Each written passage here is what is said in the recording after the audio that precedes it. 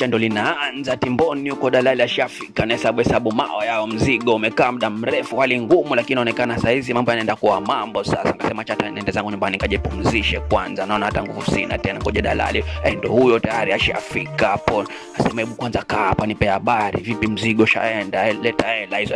Jino la nitoka, nasikia raha, shaona pesa hizo. Siku njema inaonekana pesa ikiingia hapa, nasema hata usingizi hamna tena hapa. Kwanza jua limefika wapi? Bado mapema hapa, ndaonekana mbali. Sawa, kama utabaki ama unaenda sawa, wepo basi. Mimi hapo usingizi kama kunipata napata bamburi, mambo mtu hapo huko, siwezi lala saa hii mpaka kesho kuu.